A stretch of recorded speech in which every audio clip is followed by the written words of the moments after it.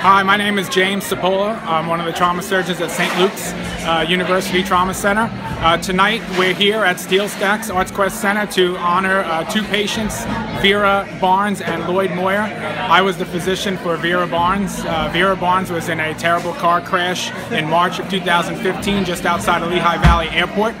She sustained multiple injuries, including bad facial fractures, severe chest trauma, abdominal trauma, and a very severe spinal cord and column injury.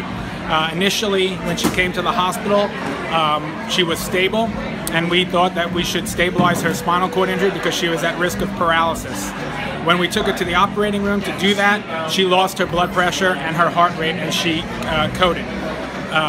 We had to change our plan immediately in the operating room and go from a spinal cord and column operation to a trauma exploratory surgery to find the bleeding.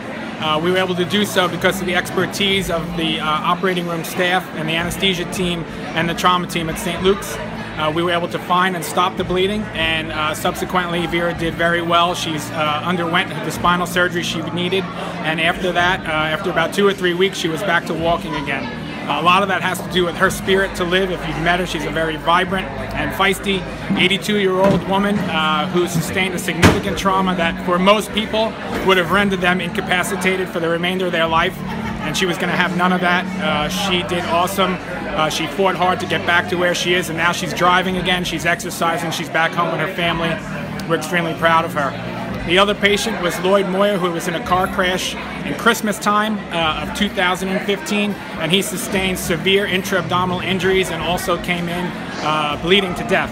And he was taken emergently to the OR, where multiple teams of surgeons, radiologists, and anesthesiologists had to stop the bleeding in his liver and resuscitate him with blood in order to keep him alive. There were people running around the hospital, literally running from the blood bank back to the operating room to keep him alive while the surgeons and the radiologists stopped the bleeding in his abdomen.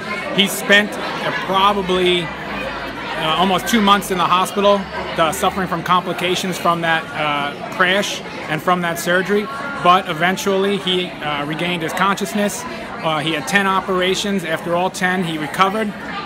He went home, and now he's home with his family in Perryville, Pennsylvania, and he's here with us tonight to show the will and the spirit of him and his family to get better in such unfortunate circumstances.